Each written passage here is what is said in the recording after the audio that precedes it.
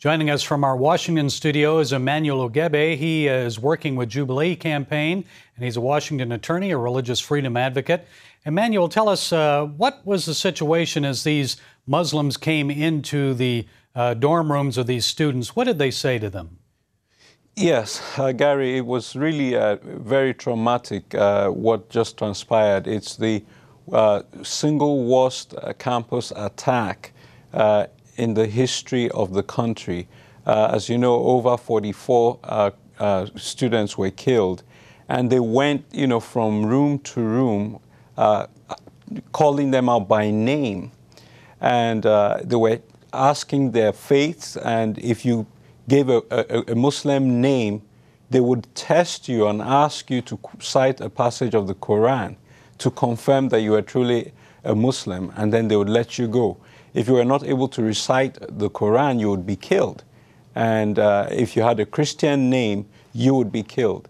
And Gary, it is as simple as that. You can tell a Christian by their name, Emmanuel, John, Luke, and so on and so forth.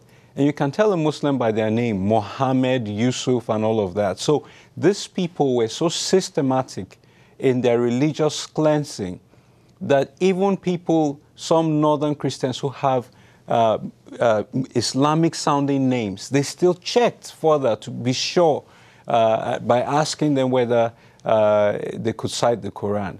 So it was a really gruesome extinction exercise against Christians in that college campus. And they gave many of them the opportunity to renounce their Christian faith, but they stood firm, most of them, did they not?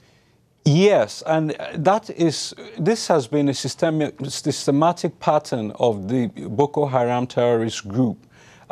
We have records going back as far as 5 years ago when they literally abducted pastors and asked them to renounce Christ. And they refused to renounce Christ, and they were beheaded. This is going back 5 years. So this is why it's very difficult for us to see, to understand why the U.S. State Department is saying this is an economic issue, this is not terrorism, this is not about Islamic extremism. I mean, there's no better evidence than their demands for these people to recant their faith. And some of these dear Christian brothers refused to recant their faith, and they were killed for standing up for the name of Christ. And what about the families, Emmanuel? Of course, our hearts go out to them, but I understand that some are just terribly grief-stricken. Yes, Gary, it's particularly painful. No parent sends their child off to school and expects them to come back with a death certificate. When you send your child to school, you want them to come back with a degree. And one of the parents, actually called his son a few days ago and told him, he said, you know what, I'm planning to get you out of there. I know how unsafe it is. Just finish your exams on October the 2nd and then come home for good. And guess what? He was killed early morning of October the 2nd before he ever had a chance to write his final exams and get moved out of there. And what about the surviving students? There are some that heard the gunshots. They were locked in their dorm rooms. What can you tell us about them? And are any of them getting trauma counseling?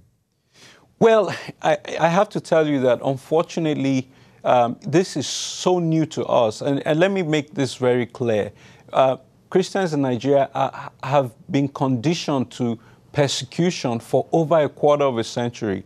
But as one bishop told me when I visited a few months ago to condole them over the killing of over 200 people in one day, he said to me, we're used to riots, we're used to attacks. My church has been burned 6 times. I'm used to that. What I'm not used to is the bombs. I'm not used to the execution-style attacks in the night. And so we're not ready. We don't have the capacity to provide trauma counseling. One of our local partners wanted to conduct trauma counseling, but they're so far behind. They don't have the resources. There are not enough counselors. There are too many victims. Gary, just so you understand the scope of what we're talking about, this year alone, over 24 churches have been attacked. Now, the religious cleansing attacks on individual Christians is going on a daily basis. So the propensity or the prospects that there will be any counseling for them at this point is very, very slim. Well, and you mentioned, 24 churches already. We're not even through the year yet. That's more than one every other week we're hearing about this. What's being done by the Nigerian government? What can the U.S. do? Well, the Nigerian government is completely overwhelmed. It would be a joke if it wasn't so sad and so tragic.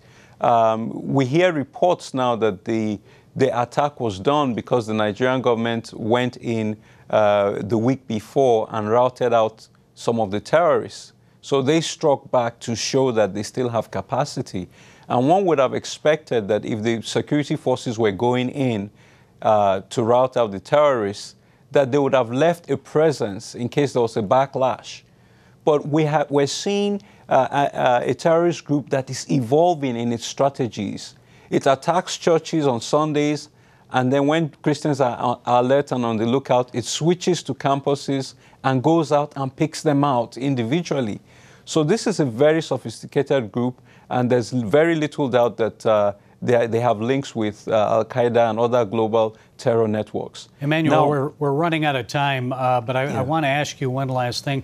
What can our viewers do? Obviously, the State Department has yet to label this group, Boko Haram, a terrorist group. What can they do? Yes, I mean, we need to confront the deceit, the web of deceit that the State Department is spinning on this. It is sad, and I never thought we would have a repeat of what happened when the Jews were being persecuted in Germany. The State Department is not speaking the truth. We need the State Department to designate Boko Haram as a foreign terrorist organization.